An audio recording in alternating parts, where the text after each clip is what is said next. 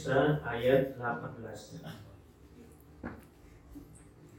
A'udzu billahi minasy syaithanir rajim. وليست التوبة للذين يعملون السيئات حتى إذا حضر أحدهم الموت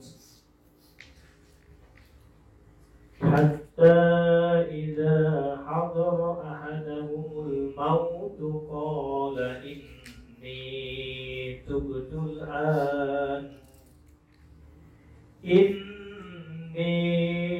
تبت الآن ولا الذين يموتون وهم كفار أولئك أعتدنا لهم عذابا أليما. يا أيها الذين آمنوا لا يحل لكم أن ترثوا النساء كرها ولا تعضلوهن لتذهبوا ببعض ما آتيتموهن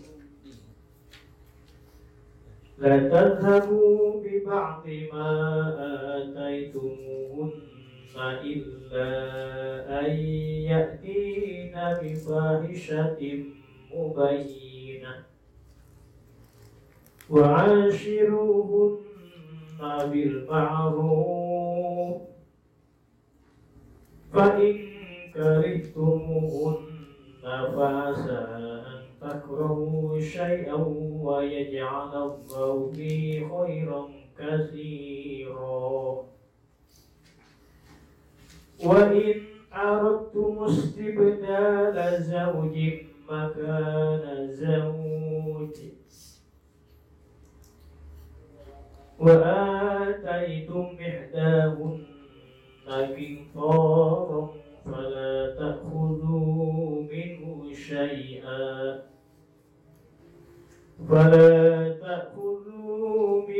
شيئا أتأخذونه بهتانا وإثما مبينا وكيف تأخذونه وقد أفضى بعضكم إلى بعض وأخذن منكم ميثاقا غليظا. Bismillahirrahmanirrahim. Surah An-Nisa ayat ke-18. Walaisatit taubatu lilladzina ya'maluna sayyi'at. Walaisatit taubatu, bukanlah yang namanya taubat, lilladzina ya'maluna sayyi'at, yaitu bagi mereka yang berbuat keburukan. Az-zunuba, yakni berbuat dosa. Hatta idza hadara ahadahumul maut, hatta sampai, idza hadara tatkala hadir, tatkala datang, ahadahumul maut, datang kepada salah satu mereka, al-mautu, yang namanya kematian. Wa ukhidha, dan dicabutlah seseorang fi naz'i, di dalam waktu sakaratul maut. Qala, berkata si ahad, inda musyahadati ma huwa fihi. Qala, berkata si ahad, inda musyahadati ma, pada waktu menyaksikan sesuatu, huwa, yang dia, fihi, di dalamnya. Ini tubtul an, seraya berkata ini tubtul an, ini sesungguhnya aku, tubtu, aku tobat, al-ana, pada waktu sekarang. fala yanfa'uhu zalika, maka tidak memberikan manfaat kepadanya zalika yang demikian itu taubat. Wala yuqbalu, dan tidak diterima taubatnya minhu dari ahad. Walalladzina yamutuna wa hum kufar, walalladzina, dan tidaklah kepada mereka yamutuna, yang maut, yang meninggal, yang wafat, wahum, dan mereka kufarun, dalam keadaan kafir. Idza tabu, tatkala taubat mereka, fil akhirati, di akhirat, inda muayyanatil azabi, pada waktu menyatakan siksaan, la tuqbalu, tidak akan diterima taubatnya minhum dari mereka. Ulaika a'tadna, ulaika mereka itu, a'tadna, kami telah menyediakan, a'dadna, yakni kami telah menyediakan, lahum, bagi mereka, azaban alima, akan siksa yang sangat menyakitkan, mu'liman, yakni yang sangat menyakitkan. Ini Surah An-Nisa ayat ke-18. Kemarin pada ayat sebelumnya, yaitu innamat taubatu 'alallah lilladzina ya'maluna su' bijahalah summa yatubuna min qarib fa ulaika yatubullahu 'alaihim wa kana Allahu 'aliman hakiman. Sesungguhnya yang namanya taubat itu urusan Allah bagi mereka yang mengerjakan amal keburukan, yakni maksiat, bijahalah, dalam keadaan bodoh, dalam keadaan ketidaktahuan. Kemudian ketika itu karena mereka tidak tahu, summa yatubuna, kemudian mereka tobat, min zamanin qarib, pada masa yang dekat. Artinya sebelum sakaratul maut mereka sudah taubat kepada Allah. Fa ulaika yatubullahu alaihim, maka mereka itu akan diterima taubatnya oleh Allah. Dan Allah aliman hakimah, maha mengetahui lagi maha bijaksana. Nah, ayat sebelumnya kemarin, ketika ada seseorang melakukan kesalahan dan dosa kepada Allah, didasari dengan jahalah, yakni ketidaktahuan. Kemudian ketika dia sudah tahu, taubat pada masa itu sebelum ajal menjemputnya, sebelum sakaratul maut. Karena dalam sebuah hadis diterangkan, innallaha yaqbalu taubatal abdi ma lam yughargir. Sesungguhnya Allah akan menerima taubat seseorang selagi napas belum sampai ke tenggorokan. Artinya sebelum sakaratul maut. Ketika belum sakaratul maut, dia taubat kepada Allah, maka Allah akan menerima taubatnya. Dan Allah maha mengetahui lagi maha bijaksana. Kemudian ayat 18, walaysati taubatu lilladzina ya'maluna sayyi'at. Ini sebaliknya, bukanlah yang namanya taubat itu bagi mereka yang mengerjakan amal keburukan, yakni mengerjakan amal dosa, sampai datang kepada salah satu mereka kematian. Bukan itu. Jadi yang namanya taubat itu belum, tidak ada kaitan bagi mereka yang berbuat dosa atau salah. Walaupun maaf, kita yang mungkin merasa bersih, merasa suci, tidak punya dosa, tetap yang namanya taubat wajib, harus kita lakukan.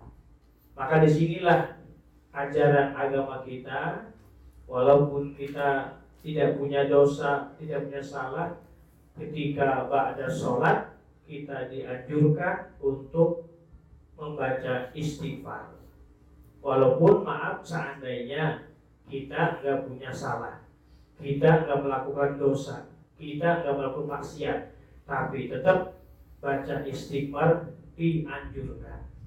Bahkan dalam sebuah hadis Nabi itu setiap hari beristighfarnya dalam satu riwayat 70 kali, riwayat lain 100 kali. Padahal tidak punya dosa, tidak punya salah.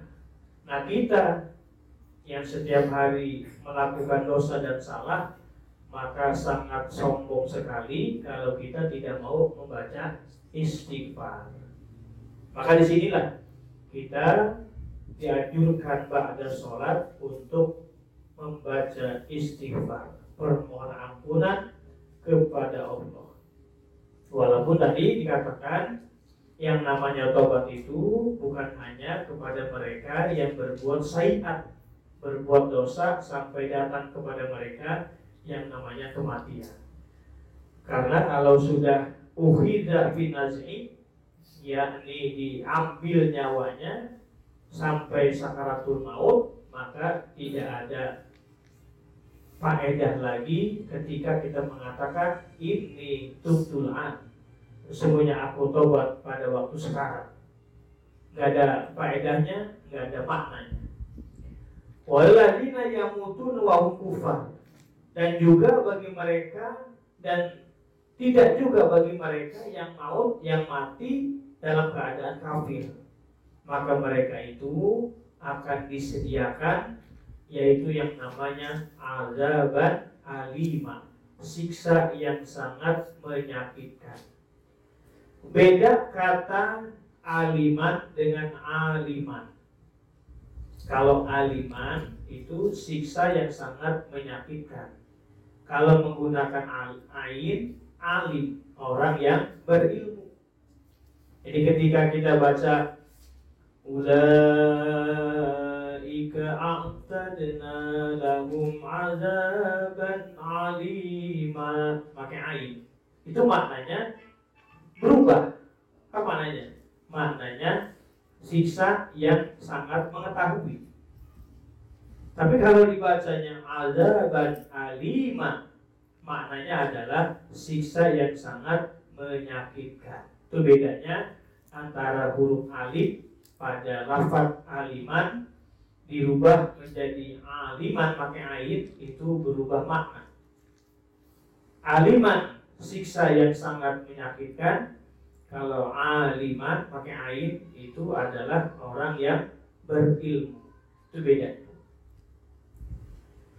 Ya ayyuhalladzina amanu la yahillu lakum an tarisun nisaa karha. Ya ayyuhalladzina amanu, wahai ingatlah orang-orang yang beriman. Ya di situ namanya ya nida, seruan panggilan. Ai-nya itu namanya huruf tafsir sebagai penjelas. H-nya namanya huruf tanbih, peringatan. Wahai ingatlah orang-orang yang beriman. La yahillu lakum, tidak halal kepada kalian antarisun nisa, untuk kalian mewaris an-nisa'a kepada perempuan, aidatahunna, yakni zatnya nisa, karhan dengan syarat memaksa. Bil fathi dibaca dengan fathah, wa dhammi dibaca dengan dhammah. Lughatani yaitu dua bahasa. Boleh dibaca karha, boleh dibaca kurha.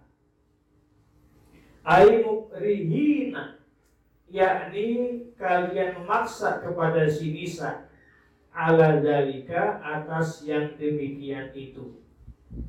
Kanu, yang keadaan mereka bil jahiliyati, pada masa jahiliyah. Yarisuna, mereka mewariskan nisa aqrabaihim, akan perempuan-perempuan kerabatnya mereka. Fa insya'u, maka ketika mereka menghendaki, tazawwajuha, mereka menikahi si nisa, bila sodakin, tanpa adanya mas kawin. Au jawwajuha, atau mengawinkan kalian kepada si nisa, wa akhadu, dan mereka mengambilnya sodakoha akan mas kawinnya si nisa, au adoluha, atau adol itu mencegah mereka kepada si nisa, hatta tabda, sehingga menebus si nisa bima warosahu, dengan sesuatu yang mereka mewariskannya, au tamuta, atau mereka mati, farisuha, maka mereka mewaris kepada si nisa, panuhu, maka dilaranglah mereka anzalika, dari yang demikian itu. Wala ta'duluhunna, dan tidaklah melarang, menghalangi kalian kepada si nisa, aitamna'u azwajakum, yakni melarang kalian kepada perempuan kalian, an nikahi goirikum, atas menikahi selain kalian, bihim sakihinna, dengan menahannya mereka si nisa, wala rokbatin, dan tidak mencintai lakum kepada kalian,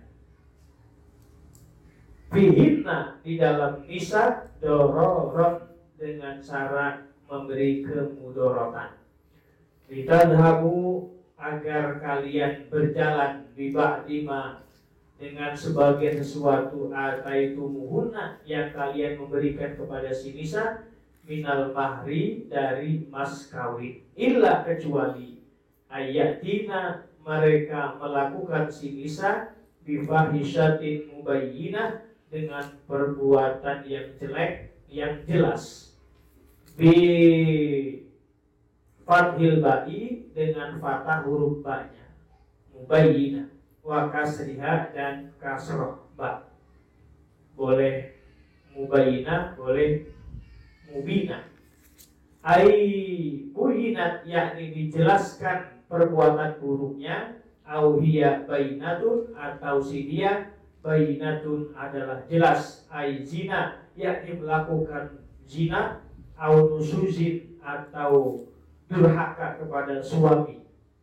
Falakum angtudoruhunna, falakum, maka boleh kepada kalian, angtudoruhunna, untuk memberikan kemudorotan kepada si nisa, hatta yabtadina, sehingga mereka si nisa menebus, minkum, dari kalian, wa yahtalina, dan mereka si nisa melakukan hulu. Hulu itu melepas perkawinan.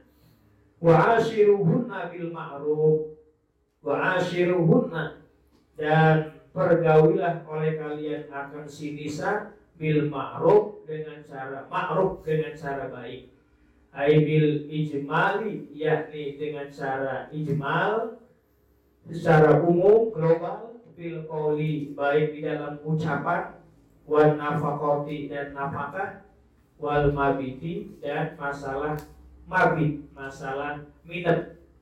Fa in karihtumuhunna, maka apabila kalian membenci kepada si nisa, fasbiru, maka sabarlah kalian.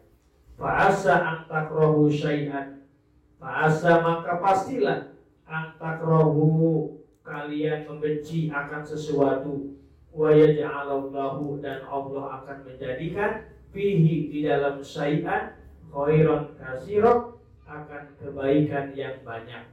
Wala'allahu, dan mudah-mudahan Allah, yaj'alu, Allah menjadikan fihinna, di dalam an-nisa, zalika, akan yang demikian itu, khairan katsiran, bi ayyarzuqakum, dengan bahwasanya Allah memberi rezeki kepada kalian, minhunna, sebab si nisa, wala, dan sholihan, akan anak yang soleh. Ini kemudian orang-orang beriman diberikan peringatan oleh Allah, yaitu dengan kalimat la yahilu lakum antarisun nisaa karha, tidak halal kepada kalian untuk mewariskan kepada si perempuan dengan cara memaksa.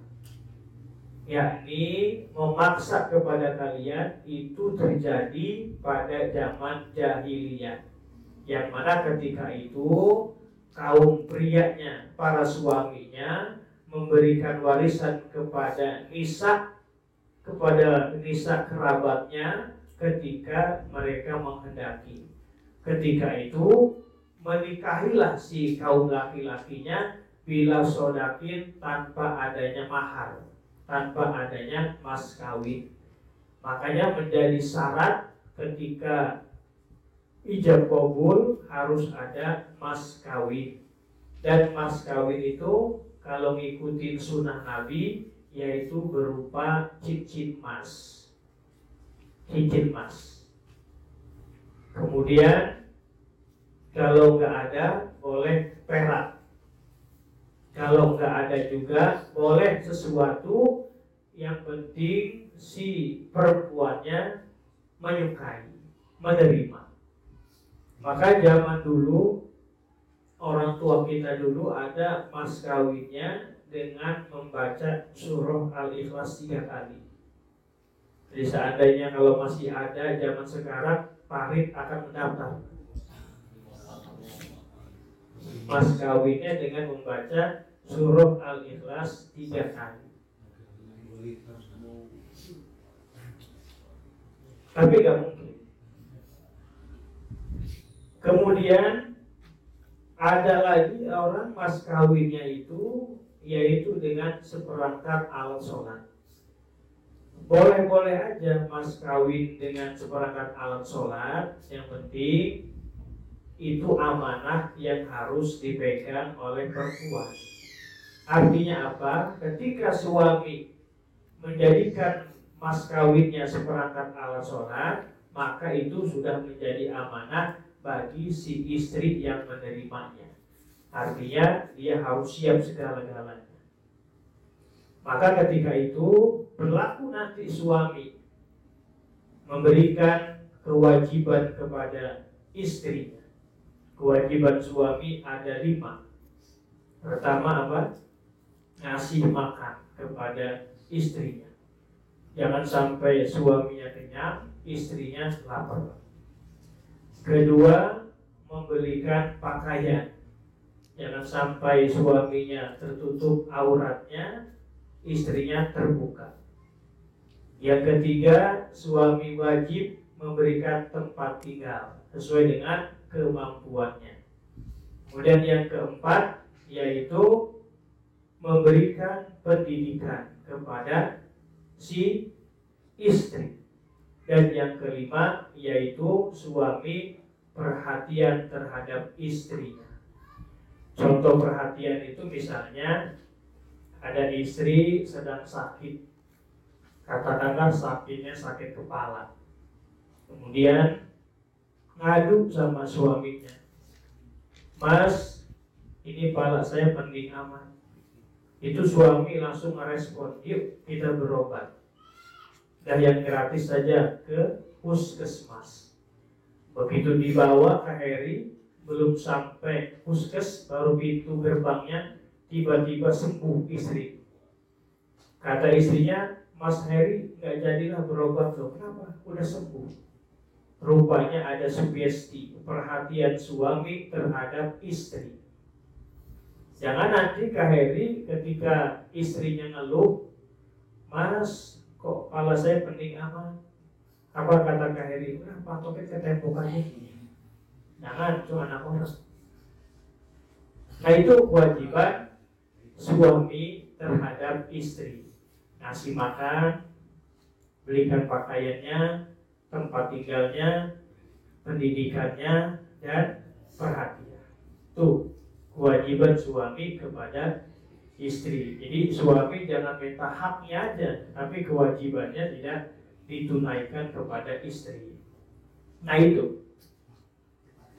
Kemudian wala ta'duluhunna, janganlah kalian menghalangi si nisa ketika si nisa itu misalkan mau nikah lagi kepada yang lain.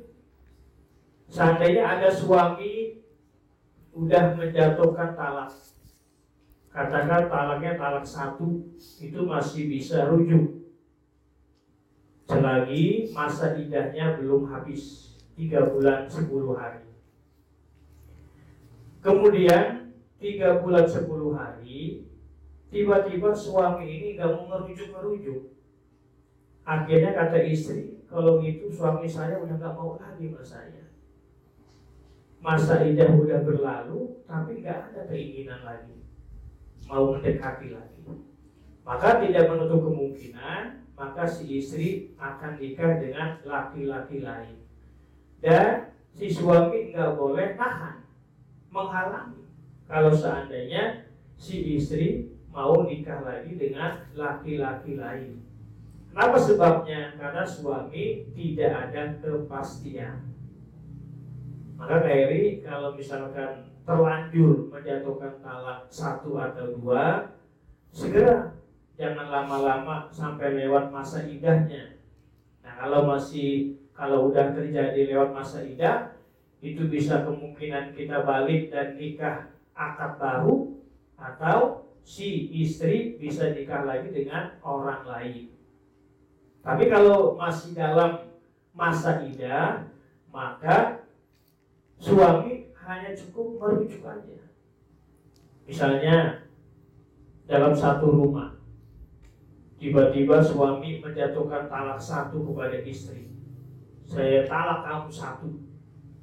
Jadi itu, maka si suami gak boleh tidur bareng di kamar istri. Maka suami harus nunggu di ruang tamu, istri di kamar. Tiba-tiba misalkan katakanlah jam 10 malam dia menjatuhkan talak 1 kepada istri, jam 12 malam hujan deras, kedinginan artinya, tidur di ruang tamu, pengen masuk dia ke kamar, maka ketika itu ketok pintu dulu. Assalamualaikum, ayang beb, bangun. Tadi kan udah jatuh talak, tadi gak jadi, kita rujuk aja. Maka ketika itu harus ada kata rujuk kembali kepada istri, maka sah, nggak perlu lagi ada akad baru. Kalau terjadi akad baru, kalau masa iddahnya habis 3 bulan 10 hari, maka ketika itu harus ada akad baru. Akad baru itu artinya ada wali, ada 2 saksi, kemudian ada ijab kabul, termasuk ada mahar atau mas kawinnya. Nah, seandainya si istri itu mau nikah lagi, maka nggak boleh itu si suami menahannya untuk menikah kepada laki-laki lain. Makanya hati-hati dengan urusan talak, mengatakan talak. Wa ashiruhunna bil ma'ruf, dan pergaulilah istri kamu itu bil ma'ruf, dengan cara ma'ruf, dengan cara baik. Dalam ilmu bahasa itu ada makna yang sama kata-kata baik itu.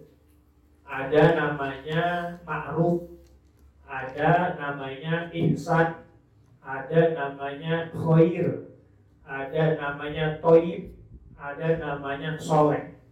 Itu maknanya sama, baik semua. Di mana perbedaannya? Kalau kata-kata ma'ruf itu maknanya baik yang menunjuk kepada tindakan, kepada sikap. Kalau ihsan yaitu maknanya baik yang menunjuk kepada ibadahnya, kepada urusan ibadah. Kemudian ada kata-kata khair yang sering kita sebut khair. Ya ayyuhal hadirun, kaifa tashaduna ala hadhil janazah, khair. Nah, kata-kata khair itu maknanya baik yang menunjuk kepada sifat. Sifatnya baik, walaupun kadang-kadang maaf orang itu nggak sholat, nggak puasa, tapi baik aja. Karena itu khair itu menunjuk kepada sifat. Kemudian ada lagi thayyib, maknanya baik juga, yaitu yang menuju kepada fisiknya baik. Itu maknanya bahasa Arabnya thayyib. Kemudian yang terakhir ada namanya soleh. Soleh itu maknanya baik juga. Dari mana soleh itu bisa terwujud? Yaitu penggabungan dari ma'ruf, dari ihsan, dari khair, dari thayyib. Maka jadilah yaitu yang namanya soleh. Jadi menyebut kata-kata soleh, si Farid ini orang soleh. Nah, ada nggak rumusnya soleh itu? Karena rumusnya harus ada ma'ruf, ada ihsan, ada khair, ada thayyib. Barulah disebut soleh. Jadi untuk mengatakan seseorang soleh itu nggak mudah. Harus ada 4 komponennya. Ada ma'rufnya, ada ihsannya, ada khairnya, ada thayyibnya. Maka akhirnya jadilah yang namanya soleh. Jadi gak mudah menyebut kata-kata, oh dia itu orang soleh.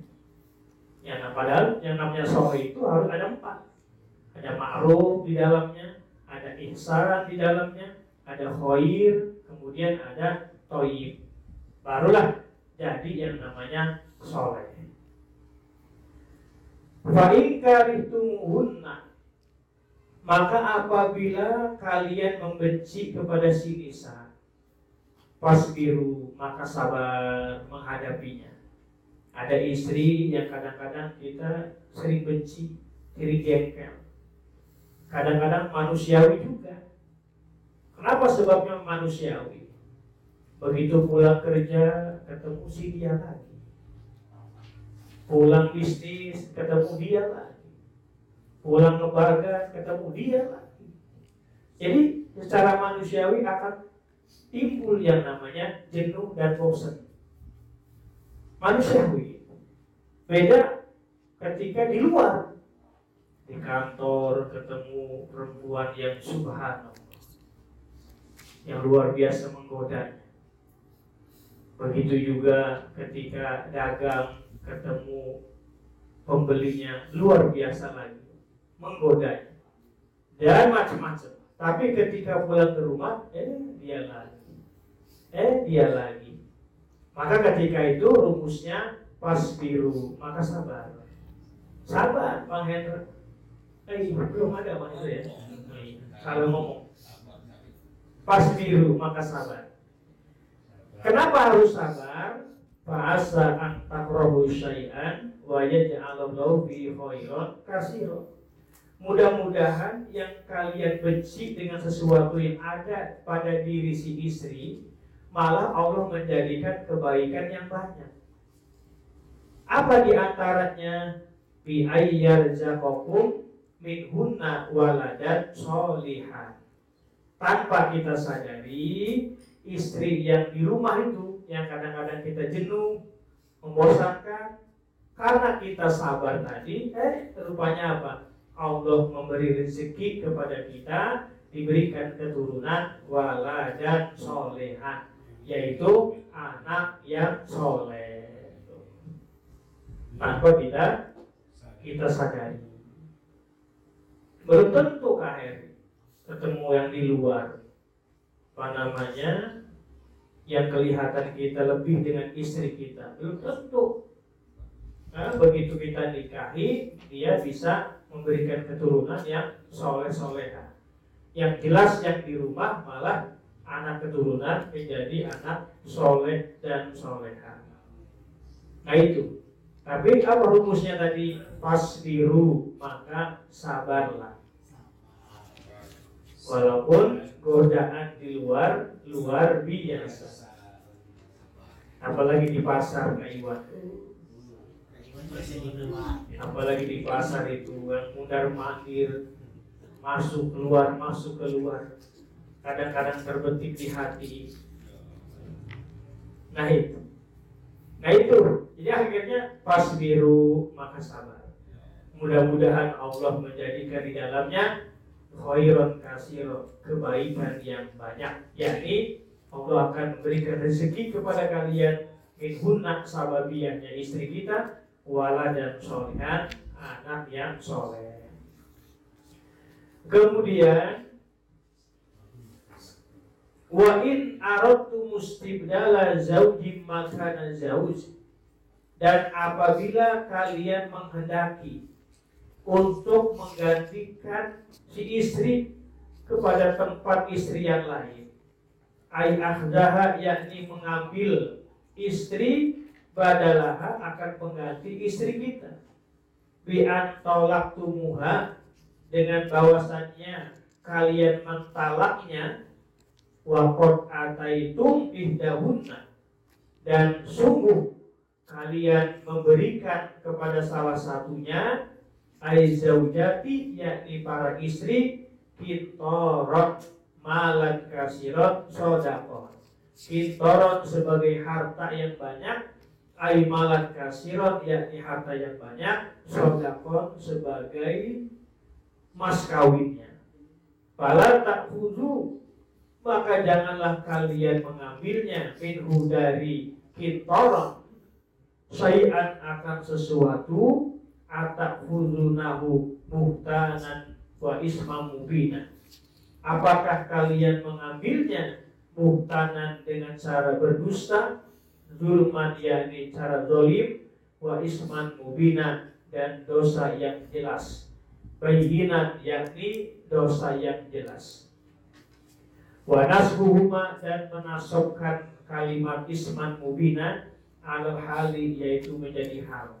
Wal istifhamu, dan kalimat istifham, atakhudunahu litaubihi, yaitu karena mengolok-olok, wal inkari, dan karena menginkarkan. Di dalamnya, wa kaifa ta'khudunahu, dan bagaimana kalian mengambilnya, ai bi ayyi wajhin, yakni dengan cara apa, waqad abdo, dan sungguh telah datang, wasola, yakni sampai, ba'dukum sebagian kalian, ila ba'din kepada sebagiannya, bil jima'i dengan jima. Jima itu kumpul suami istri, al muqarrari, yang telah ditetapkan, lil mahri, buat mas kawin.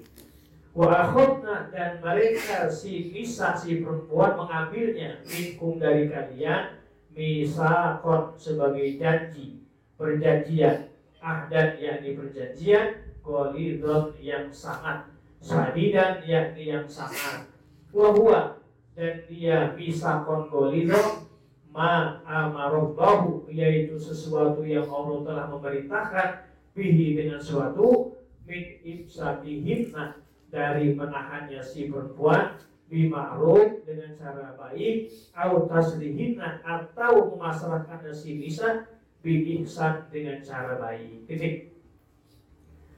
Kemudian seandainya ada suami ingin mengganti istrinya dengan tempat yang lain. Arti mengganti itu dia mengganti pasangan dengan cara si suami mentalak istrinya, kemudian bisa menikahi istri yang lain. Maka ketika itu si suami memberikan kepada salah satunya, yaitu namanya kintoron, yaitu harta yang dijadikan sebagai bentuk sodakon, sebagai bentuk mas kawin. Maka janganlah kalian mengambil minhu dari tersebut sesuatu. Kemudian ketika kalian mengambilnya secara zalim, dan itu merupakan dosa yang nyata, maka kepada para suami, ketika kita meminjam mas kawin istri, maka tolong diganti kalau akadnya minjem.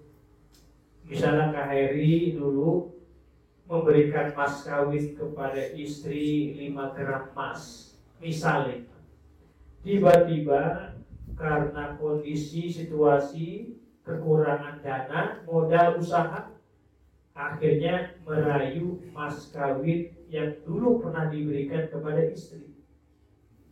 Kata Kak Heri, yang nyebutnya yang mas kawin kamu masih ada nggak? Oh masih.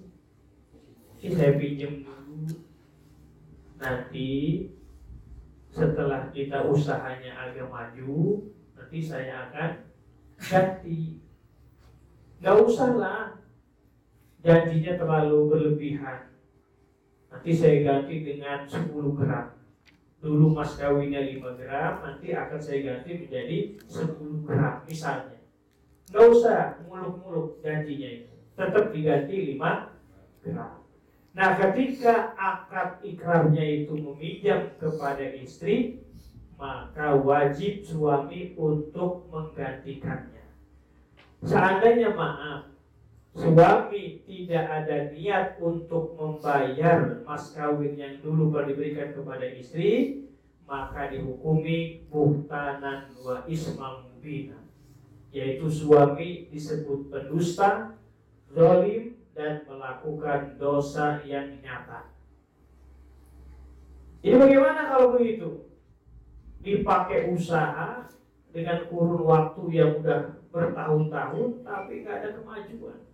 Sementara udah janji sama istri mas kawin mau diganti. Ya otomatis bagaimana caranya suami harus punya ilmu. Apa ilmunya? Menaklukkan perasaan istri. Ada ilmunya. Dipegang rambutnya, dielus-elus telinganya sambil dibisikin, saya dulu pernah janji sama kamu, mas kawin yang saya pinjam ini akan saya ganti. Tapi udah berpuluh-puluh tahun kok ini usaha saya belum meningkat-meningkat. Ini seandainya maaf, kalau tidak terwujud, tidak bisa kebayar mas kawin ini, kamu ridho enggak? Tapi karena dengan caranya tadi, dengan lemah lembut, rambutnya dielus-elus, telinganya juga dipegang, ditiup, maka tadinya si istri mau kering, otomatis dia akan luluh hatinya dan akan menerima. Yaudah sih kan, nggak apa-apa, saya ikhlas. Namanya kakak usaha juga buat saya juga. Secara ikhtiar usaha udah kakak lakukan, tapi Allah lah yang menentukan. Udah macam. Saya lihat kakak itu kadang-kadang sampai maghrib itu masih buka aja toko. Luar biasa perjuangannya. Tapi usaha ikhtiar sudah kakak lakukan, tapi Allah lah yang menentukan. Nggak usah diganti kan, nggak usah diganti. Kata suami, alhamdulillah, alhamdulillah di hatinya. Padahal sebenarnya ada mas kawin, tapi untuk yang perempuan yang lain. Sukses. Nah itu. Jadi ada ilmunya Kak Heri untuk meluluhkan hati perempuan. Kalau seandainya betul-betul kita tidak bisa membayar. Tapi kalau seandainya kita nggak ada itikad untuk membayar itu, maka kita dihukumi buhtanan sebagai pendusta, zalim, wa isman mubina, dan melakukan dosa yang nyata. Kemudian di dalam rumusan ilmu perkawinan itu ada 5 pilar. 5 pilar itu yang pertama ada namanya zawaj, yaitu pasangan hidup. Laki-laki dan perempuan ketika sudah dipertemukan jodohnya oleh Allah, dia harus menerima takdir itu. Terlepas dia dari suku mana, orang mana. Seperti kadang-kadang ada perempuannya Perwata, di suaminya orang Raja Basa. Secara logika, padahal di Perwata itu banyak laki-laki. Tapi kenapa dia nggak ketemu laki-laki yang di Perwata? Begitu juga si suami, si laki yang di Raja Basa. Apakah di sana nggak ada perempuan? Ada juga perempuan. Tapi Allah telah mentakdirkan jodohnya dipertemukan. Laki-laki dari Raja Basa, perempuannya dari Perwata. Nah itu takdir. Allah telah mempertemukan pasangannya walaupun jauh. Ada juga yang jodohnya dekat. sama-sama di perwata. Kok bisa? Gara-gara ketangkep Pak Hansip.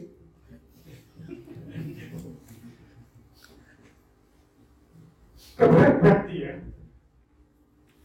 Umumnya dari jauh, ini tetangga sebelah. Itu juga termasuk zawaj, yaitu pasangan hidup yang Allah telah mentakdirkan. Itu pilar yang pertama, dan harus menerima takdir tersebut. Terlepas ke depannya ada kelebihan, ada kekurangan. Yang kedua, pilar yang kedua dalam perkawinan itu ada namanya misakon golito. Hadisah ayat ke-21, misakon golito. Apa itu? Perjanjian yang kokoh. Bahwa perkawinan itu adalah sebuah ikatan lahir batin antara laki-laki dan perempuan yang keduanya berkomitmen untuk membentuk rumah tangga yang kekal abadi. Artinya apa? Artinya perkawinan itu bukan untuk main-main, bukan untuk coba-coba. Maka nanti ketika misalkan Farid dapat jodoh, ditanya, Farid, kenapa kamu mau nikah? Kata Farid jawabnya, oh saya cari pengalaman dulu. Nggak bisa, ini bukan kerjaan. Ya menghayat dulu nggak apa-apa. Kata Farid, saya baru ngaji dicemes terus ya. Jadi bukan untuk main-main, bukan untuk coba-coba. Bahkan Allah itu bertasbih kepada manusia yang ketika ketemu pasangan hidupnya. Apa kata Allah dalam Al-Quran surah Yasin? Subhanalladzi khalaqal azwaja kullaha. Maha suci Allah yang telah mempertemukan pasangan hidupnya. Jadi Allah mengawali kata Subhana, Maha suci Allah. Ini artinya luar biasa. Allah sampai bertasbih melihat hambanya yang ketika itu ketemu pasangan hidupnya. Subhana, Maha suci Allah yang telah menciptakan makhluknya berpasang-pasangan. Sudah sunatullah. Langit pasangannya bumi, lautan pasangannya daratan, malam pasangannya siang, laki-laki pasangannya perempuan. Itu sunatullah. Jangan sampai dibalik, laki-laki pasangan laki-laki. Apa namanya? Nah itu melawan sunnatullah namanya. Nah itu yang kedua, misakon golito, perjanjian yang kokoh. Pilar yang ketiga ada namanya wa'ashiruhunna bil ma'ruf, yaitu bergaul, berkomunikasi dengan cara baik, baik ucapan, sikap, nafkah ataupun mabitnya, mengingatnya, itu dengan cara bil ma'ruf. Biasanya arifin, orang-orang yang baru nikah, baru nikah, itu memang luar biasa penuh harmonisnya. Manggil istrinya dengan istilah Kak Heri dulu, ayang beb. Ayang beb, buatin kopi dong. Itu biasanya masih baru-baru rumah tangga, penuh dengan keharmonisan. Tapi sekarang apa yang terjadi? Kak Heri manggilnya hilang ayang beb. Kayak si budak. Tapi mudah-mudahan enggak. Tetap terjaga istilah ayang beb kepada istrinya. Nah itu namanya wa'ashiruhunna bil ma'ruf. Kemudian yang keempat, pilar yang keempat dalam perkawinan ada namanya musyawarah dalam rumah tangga. Artinya apa? Walaupun suami arijalu qawwamuna 'ala nisa, suami itu imam, pemimpin kepada keluarganya, kepada istrinya, tetapi ingat, suami tidak boleh egois. Apa artinya? Libatkan istrimu dalam menentukan suatu hal. Sesuatu yang baik belum tentu jadi baik kalau tidak dilandasi dengan musyawarah. Dulu pernah saya ceritain, ada suami punya sepeda. sepedanya cuma punya bannya satu. Kemudian istri punya antingnya juga satu. Ketika itu suami ingin berbuat baik kepada istrinya. Kata suami, ini istri saya kasihan amat ini. Dia punya anting sebelah, cuma sebelah kanan, sebelah kiri gak ada. Kalau gitu masih mendingan saya jual aja nih ban sepeda ini. Gak ada gunanya, cuma satu doang. Nanti saya jual, kemudian saya beliin anting untuk anting sebelahnya istri. Akhirnya berangkat ke pasar untuk menjual ban sepeda, niatnya untuk ngebahagiain istri. Begitu juga si istri melihat dia, suami saya kasihan amat punya sepeda tapi bannya satu. Mendingan saya jual aja anting sebelah ini untuk membeli ban sepeda untuk suami, biar dia bisa pergi ke sana ke sini. Akhirnya si istri juga ke pasar ngejual anting sebelahnya. Jadi suami ngejual ban sepedanya, si istri juga ngejual anting sebelahnya. Semuanya niatnya baik untuk ngebahagiain istri, untuk ngebahagiain suami. Tapi apa yang terjadi? Ketika ban sepeda dijual untuk ngebahagiain istri, begitu juga sebaliknya, si istri ngejual anting sebelahnya untuk ngebahagiain suami, malah tidak ketemu. Kenapa tidak ketemunya? Karena tidak diajak musyawarah. Pernah terjadi lagi ketika menghadapi Lebaran Idul Fitri. Jadi ada suami pengen menghiasi rumahnya, pergi ke toko cat, mau dicat rumahnya. Tapi rupanya si suami ini nggak selera dengan istri warna catnya. Istri pengennya warnanya hijau seperti ini, biar kelihatan kayak dedaunan. Karena cat warna hijau ini kan ini bisa menjaga mata. Kemudian si suami warna kuning. Nah begitu dibawa pulang, cat warna kuning. Apa kata istri? Kan itu apa? Ini cat. Ngecat apa? Ngecat rumah. Warnanya apa? Kuning. Ih, norak amat kan. Bagus mah hijau. Jadi akhirnya ribut. Oceh-ocehan mereka itu gara-gara tidak ketemu dengan warna catnya itu. Tidak sependapat. Nah, sesuatu yang baik belum tentu jadi baik kalau tidak dilandasi dengan musyawarah. Dan yang terakhir, pilar yang kelima, ada namanya angtarodin, yaitu saling ridho, saling menerima antara pasangan, baik suami ataupun istri. Quran udah merumuskan. Apa rumusnya? Hunna libasul lakum wa antum libasul lahun. Istri itu ibarat pakaian suami, dan suami ibarat pakaian istri. Apa artinya? Fungsi pakaian adalah saling menutupi, saling melengkapi. Kemudian maaf, kalau ada masalah dengan istri, nggak boleh kita buka. Zaman sekarang ini karena zaman media sosial, kadang-kadang problem dengan istri di status dalam rumah tangga, status GWA-nya itu. Akhirnya orang lain akan bertanya, ada apa mas? Ada apa mas? Nah itu padahal itu ada rahasia. Ingat tadi rumusnya, hunna libasul lakum wa antum libasul lahun. Istri itu ibarat pakaian suami dan suami pakaian istri. Apa artinya? Saling menutupi.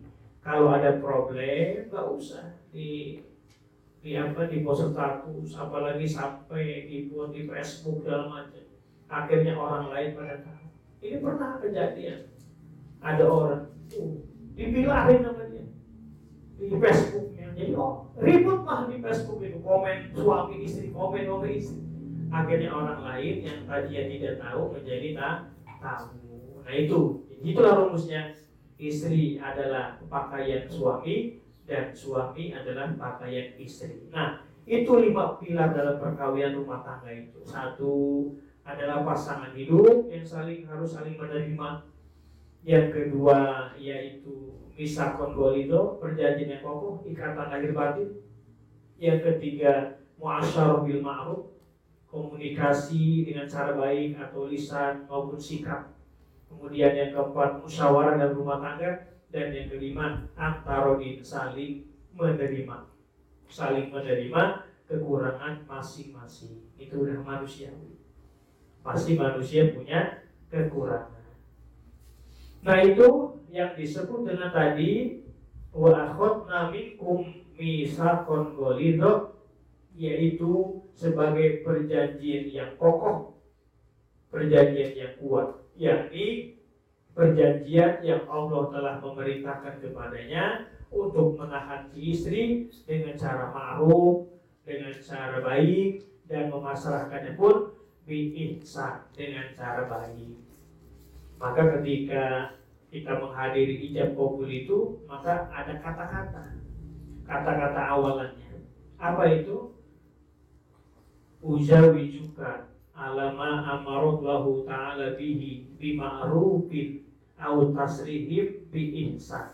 Maka si calon suami akan menjawab insya Allah.